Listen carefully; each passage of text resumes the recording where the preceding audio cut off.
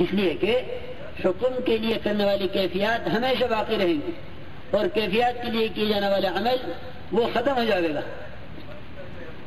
کیونکہ کیفیت ایک حال ہے، کیفیت ایک حال ہے، جب وہ کیفیت ختم ہو گئی عمل ختم ہو گیا۔ کیفیت ایک حال ہے، اور حال کوئی زمانہ نہیں ہے، حال ٹکتا نہیں، حال تو ختم ہونے والا ہے۔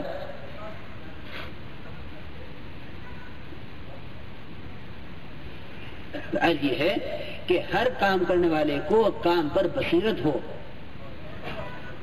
کہ میں ذاتی طور پر اس کام کو نبوت والا کام حق سمجھتا ہوں،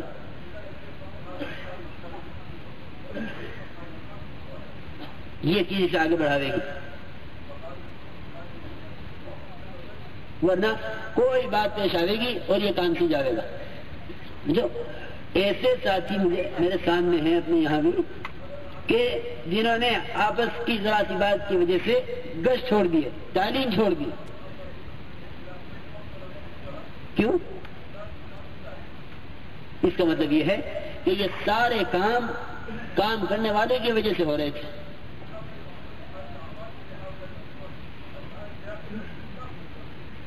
ایک آدمی سے اختلاف ہوا، کام ہی چھوڑ دیا۔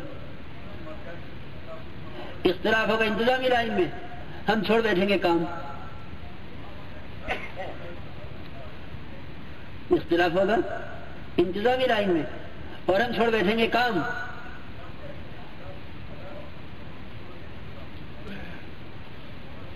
اس لیے یہ اعمال دعوت، اپنی مسجد کے گشت، اپنی مسجد کی تعلیم، اپنے گھر کی تعلیم، اپنی مسجد کا مشورہ، اپنی مسجد کے سے روزہ، اپنے ذات سے چلے 4 مہینے، اس کو یعنی ہر ساتھی اپنی ذاتی ضرورت سمجھ کر مجھے یہ کرنا ہے، اور پھر ہر امتی کو اس پر لانا ہے۔ میں تو پوچھوں کہ آخر ایک کام کرنا پوچھنا چاہیے کہ یہ کام تم کیوں کر رہے ہو، وجہ عمل کیا ہے، وجہ عمل کیا ہے؟ دیکھو جی، اگر صرف اتنی بات ہے کہ بھائی مجھے جنت مل جائے،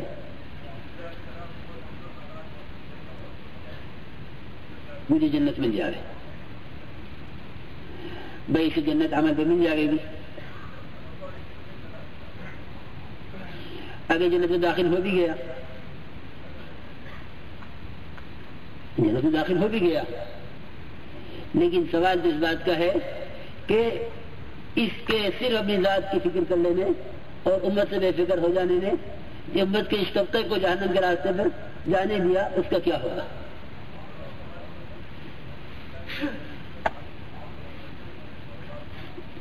میرے دوستوں بزرگوں، ایک اس میں کوئی شک نہیں، انفرادی اعمال ہر ایک کو کرنے ہیں، اس سے تو کوئی انکار ہے ہی نہیں، لیکن انفرادی اعمال میں قوت، تاثیر، مقبولیت اور حقیقت وہ دعوت کے بغیر نہیں آیا کرتی، وہ دعوت کے بغیر نہیں آتی۔ دعوت پر امت کو لانا اور ہر امتی کے اندر اس کی ذمہ داری کا شعور پیدا کرنا۔ تو اب جو قربانی وہ کر چلے گا، اللہ رب العزت کی طرف سے اس کا انتخاب ہوگا، یہ کام اللہ کا ہے، کوئی کسی کو نہ آگے بڑھا سکتا نہ پیچھے ہٹا سکتا۔ ہاں، اس کے ظاہری اسباب آتے ہیں تو ہم جو کچھ ہمارے ساتھ ہوا ہوتا ہے اسے ان اسباب سے جوڑ دیتے ہیں، یہ جو نہ ہوتا تو یہ ہو جاتا۔ اگر یہ فلاں فلاں نہ ہوتے تو اس ملک میں جاتا، اگر فلاں فلاں نہ ہوتے تو میں ہوتا۔ کیا بات ہے کہ اپنے آپ کو مخلوق کے ذریعے قبول کرانا چاہ رہا ہے، حالانکہ اللہ کی طرف سے کسی کی قبولیت کا اعلان ہوتا ہے، پھر وہ اعلان دوسرا آسمان پر آتا ہے، پھر تیسرا آسمان پر، پھر چوتھے آسمان پر، پھر 5ویں آسمان پر، پھر 6ٹھے پر، پھر 7ویں پر، حتی یضع له القبول فی الارض۔ یہاں تک کہ زمین پر اس کی مقبولیت اتار دی جاتی ہے.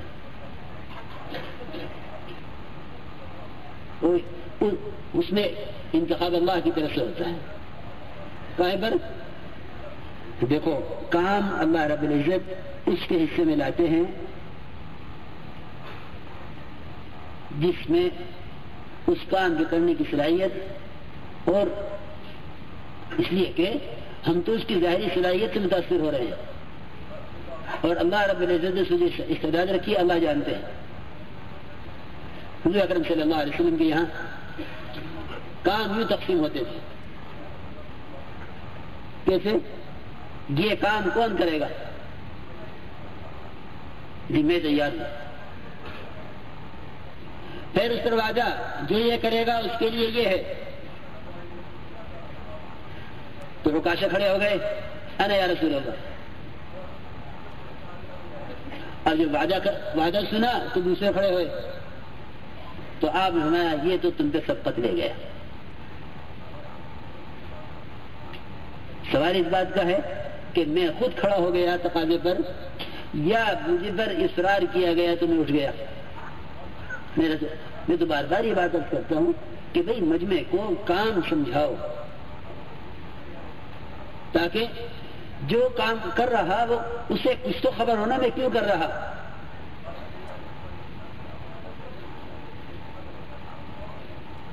ایک نے اپنے حالات سنائے تو کسی تبلیغ آدمی نے کہا کہ بس تم 4 مہینے لگا لو، تمہارے سارے حالات ٹھیک ہو جائیں گے.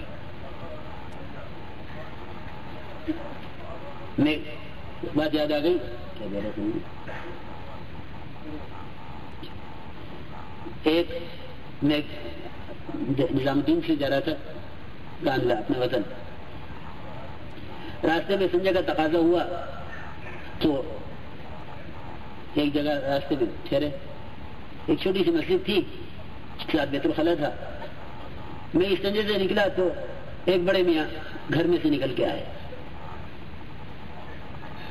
کہنے لگے کہ کہاں سے آ رہے ہیں؟ میں نے کہا میں دہلی سے آ رہا ہوں. نظام الدین سے آ رہے؟ میں کہا نظام الدین سے آ رہا ہوں. تو بڑے میاں کہنے لگے کہ جی اب تو وہ بات ہی نہیں رہی، اور وہ رو دیے کہ بہت روئے. ابھی کیا بات نہیں رہی؟ بڑے میاں چلے بہت روئے.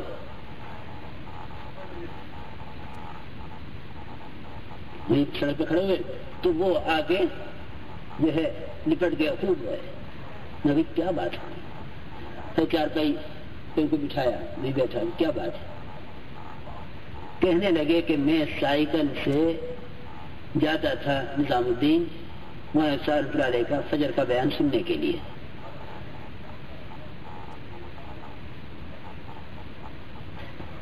باغپت سے وہ تقریباً سمجھو کہ 70 کلومیٹر سے وہ سائیکل سے کہ میں جاتا تھا اور عشاء تک وہاں پہنچتا تھا، اور پھر فجر کا بیان سن کے پھر واپس آتا تھا.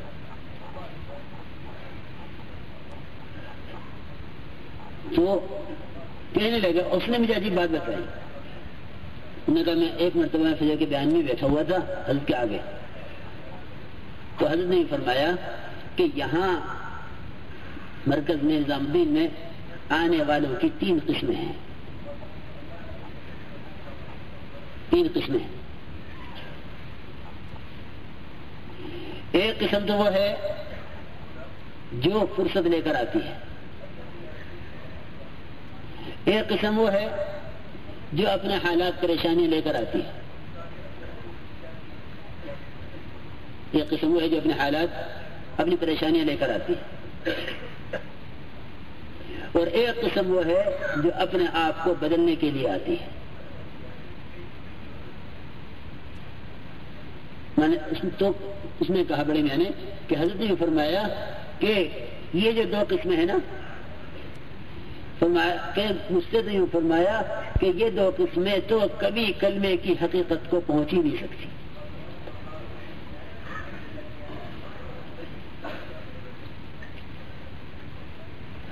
تو میں نے کہا کہ جی ان سے ساتھ میں نے کہا میرے تو سمجھائی نہیں بات.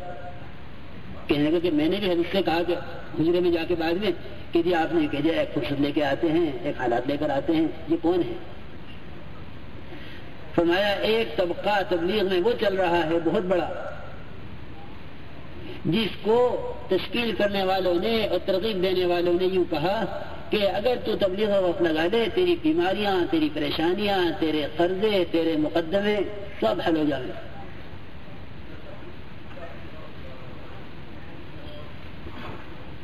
سب ختم ہو جائے گا, تو 4 مہینے لگا لے.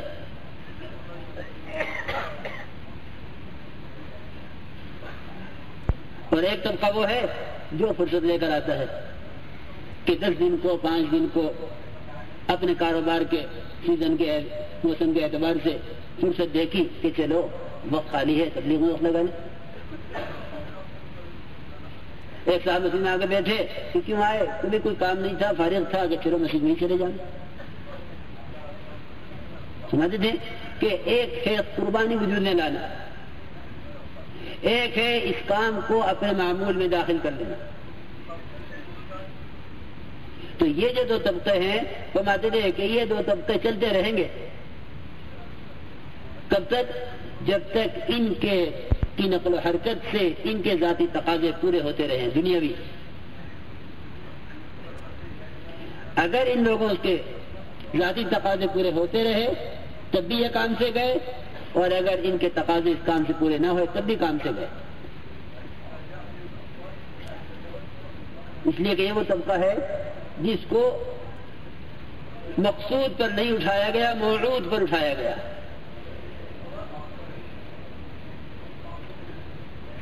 جس کو مقصد پر نہیں اٹھایا گیا بلکہ وعدوں پر اٹھایا گیا.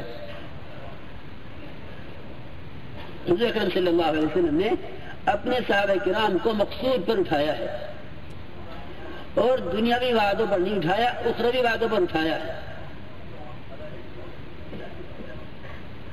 دیکھو کتنی روایتیں ملیں گی, جو یہ کرے گا جنت میں میرے ساتھ ہوگا, جو یہ کرے گا جنت میں میرے ساتھ ہوگا.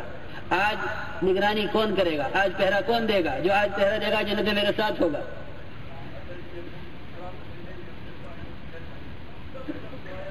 یہ نہیں کہ اس وقت جو ہمارے ساتھ نکلے گا بھائی اس کی کھیتیوں میں برکت ہو جائے گی. میں تو یوں کہا کرتا ہوں کہ دنیا کا لالچ اور دنیاوی وعدوں پر اٹھانا یہ دعوت تو غیروں کے لیے ہے, اس لیے کہ ان کے سامنے دنیا ہی دنیا ہے. مسلمان کو دعوت دے اور اس پر دنیاوی وعدے کرے, اس لائق تو کافر ہی ہے, اس لائق تو کافر ہی ہے کہ اسے اسلام کی طرف بلایا جائے تو اس کو سامنے دنیاوی وعدے رکھ لیے جائیں, اس لیے کہ اس کے سامنے آخرت نہیں. من ضیق الدنیا الی سعتها, یہ کس سے کہا جا رہا ہے؟ مشرک سے, کہ اللہ نے ہمیں, جماعت نے صحابہ کی آ کر یہ کہا اللہ نے ہمیں بھیجا ہے, اللہ ابتعثنا اس لیے بھیجا ہے تاکہ ہم تمہیں اللہ کے غیر کی عبادت سے اللہ کی عبادت کر لے آویں, اور تمہیں دنیا کی تنگی سے دنیا کی وسعت میں لاویں. تم تنگی میں ہو. اور نوح علیہ السلام کا اپنی قوم کو ساری دعوت میں کیا ہے؟ یرسل السماء علیکم مدرارا ویمددکم باموال وبنین ویجعل لکم جنات ویجعل لکم انہارا. یہ سارے وعدے جنت کے تھوڑے ہو رہے ہیں, یہ سارے وعدے دنیاوی ہیں. ہم اپنے مجمع کو ہرگز دنیاوی وعدوں اور دنیا کے مسائل کے حل ہونے کی بنیاد پر نہ اٹھائیں. ورنہ ایک طبقہ وہ ہے جو اس پر چل رہا اور ان کے کام کے پورا ہوتے رہنے میں انہیں قائم کیا ہوا ہے کام پر. جس دن کے کام پورے نہیں ہوں گے اس سے, اسی دن ان کا اعتقاد کام سے ہٹ جائے گا.